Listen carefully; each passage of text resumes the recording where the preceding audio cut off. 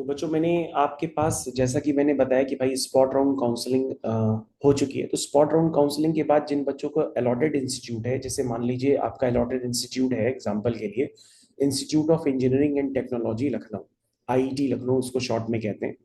तो आपको रिलेटेड जो भी आपको कॉलेज मिला है, आपको रिलेटेड कॉलेज की वेबसाइट पे जाना पड़ेगा, और वेबसाइट पे जाने के बाद सबसे ऊपर देखिए वहां पे इंस्ट्रक्शंस आ रहे होंगे कि भैया न्यू एडमिशन फी स्ट्रक्चर सबसे देख रहे हैं जहाँ पे मेरा कर्सर मूव कर रहा है। तो आप क्या करेंगे, वहां पे जरूर मूवमेंट करिए, और मूवमेंट करने के बाद आपको यहाँ पर जो न्यू एडमिशन वाला फॉर्म गिवन है उस न्यू एडमिशन वाले को आप ओपन कर लीजिए पोर्टल को। जब आप न्यू एडमिशन को ओपन करेंगे तो आपको यहाँ पे पूरी तरह से गाइडलाइंस दिखाई देंगी। तो देखिए यहाँ पे पूरी तरह से गाइडलाइंस यहाँ पे लिखी हुई है।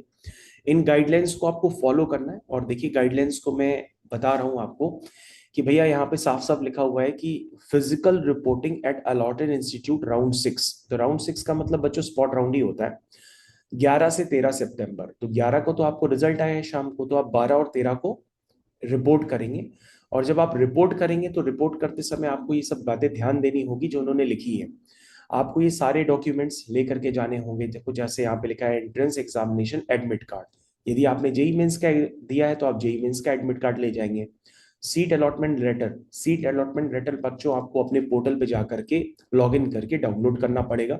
इससे पहले वाले वीडियो में मैंने आपको डाउनलोड करके बताया भी था। क्लास 10 स्कूल सर्टिफिकेट मार्कशीट, ठीक है ना बच्चों। कभी कभी डीओबी सर्टिफिकेट भी मांगा जाता है। डीओबी सर्टिफिकेट की जगह आप क्लास 10 की सर्टिफिकेट लेकर के जा सकते हैं और उसकी मार्कशीट है इसमें। क्लास 12 की मार्कशीट आपको लेके जाना पड़ेगा। तो बच्चों जो भी रिलेटेड डॉक्यूमेंट्स है वो सारे डॉक्यूमेंट्स यहाँ पर लिखे हुए हैं। आधार कार्ड अपना ना ले जाना भूलें, आधार कार्ड को भी लेके जाना है। इसके अलावा बच्चों यहाँ पर सबसे बड़ी जो समस्या आ रही थी बच्चों के साथ कि बस सर हमको फीस क्या जमा करनी है। तो फीस को जमा करने के लिए आपको बच्चों स्टेप्स फॉर एडमिशन प्रोसेस को फॉलो करना होगा। यानी कि आप जिस भी रिलेटेड कॉलेज पे पहुंचेंगे सबसे पहले आप हेल्प डेस्क पे रिपोर्टिंग करिए, ठीक है। हेल्प डेस्क पे रिपोर्टिंग करने के बाद रजिस्ट्रेशन एंड वेरिफिकेशन लिंक, ये सारी चीजें आपको फॉलो करना पड़ेगा, ठीक है। तो ये सारी चीजें आप वहाँ पे कंप्लीट करेंगे। वहाँ पे जो भी आपका काउंसलर होगा कॉलेज में, रिलेटेड कॉलेज में, वो आपको पूरी हेल्प करेगा, ठीक है। इसके अलावा बच्चों फीस का जो सबमिशन होगा वो सभी आप कर पाएंगे जब आपको फीस पता हो कि कितनी है। इसके लिए इंडिविजुअल कॉलेज जो भी आपको अलॉट हुआ है उसी पोर्टल में आपको जाकर देखना होगा। तो बच्चों मैं आपको फीस का डीडी बता देता हूँ, क्योंकि काफी सारे बच्चे पूछ रहे हैं कि भाई आईआईटी का डीडी जो है वो किस नाम से बनेगा। तो ध्यान से देखिए बच्चों, फीस का अमाउंट कितना है ये लिखा हुआ है आपका फर्स्ट ईयर और सेकेंड ईयर लेटरल एंट्री वालों के लिए। जो बीटेक का फीस स्ट्रक्चर है वो सेम है। बीटेक की 1 ईयर की फीस जो है बच्चों 89,775 है। लेकिन जिन बच्चों को ये कॉलेज राउंड 1 राउंड 2 राउंड 3 में अलॉट हुआ होगा तो वहां पे तो उन्होंने 12,000 रुपए जमा की थी सीट एक्सेप्टेंस फीस, है ना। तो उनको 12,000 रुपए इसमें से कम करने होंगे 89,775 में से। और जिन बच्चों ने स्पॉट राउंड में पार्टिसिपेट किया था उनके 20,000 पहले से ही जमा है। तो 89,775 में से आपको 20,000 डिडक्ट करने पड़ेंगे। तो बच्चों जिन बच्चों को स्पॉट राउंड में आईटी अलॉट हुआ है तो आपको 69,775 का डीडी बना करके ले जाना पड़ेगा। तो बच्चों ये मैंने आपकी प्रॉब्लम क्लियर कर दी कि बीटेक वालों को स्पॉट राउंड में जो कॉलेज अलॉट हुआ है आईटी उनको 69,775 का डीडी बना के ले जाना है।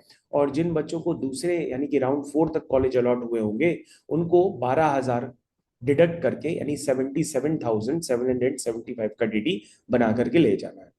तो बच्चों ये सारी ब्रांच के लिए कॉमन है आईटी में, चाहे आपको कंप्यूटर साइंस मिला हो, इलेक्ट्रॉनिक्स मिला हो, इलेक्ट्रिकल मिला हो, मैकेनिकल मिला हो, सिविल मिला हो, केमिकल मिला हो, सारी ब्रांच के लिए कॉमन फीस है, ठीक है। तो मेरे ख्याल से ये सारे बच्चों को बहुत अच्छी तरीके से समझ में आ गया होगा कि भैया केमिकल के लिए क्या फीस आपको जमा करनी है। इसके अलावा बीटेक में काफी सारे बच्चों को कंप्यूटर साइंस सेल्फ फाइनेंस वाले में अलॉट हुआ है। तो सेल्फ फाइनेंस वाले का जो फीस है वो अलग है, उसको भी आप देख लीजिएगा। वो 1,04,775 है, थोड़ा सा ही ज्यादा है। तो उनको उसी तरह से प्रोसेस फॉलो करना है। अगर आपने अन्य राउंड में 12,000 जमा किए होंगे तो आप इसमें से 12,000 माइनस करके जमा करेंगे, अन्यथा आप 20,000 माइनस करके जमा करेंगे यदि आपको स्पॉट राउंड में अलॉट हुआ है। तो बच्चों ये सारे जो स्ट्रक्चर्स है वो आपको गिवन है। तो फी स्ट्रक्चर, इसके अलावा बच्चों हॉस्टल के बारे में बच्चे पूछ रहे हैं तो हॉस्टल का रिकमेंडेशंस यहाँ पे दिया है। ये फर्स्ट कम फर्स्ट बेसिस पे है। तो वैसे बच्चों आपको हॉस्टल मिल जाएगा, तो आप इतना परेशान ना हो। तो आपके लिए यहाँ पे लिखा हुआ है कि भैया हॉस्टल का फीस क्या है, हॉस्टल का नाम क्या है, किस नाम से डीडी बनेगा।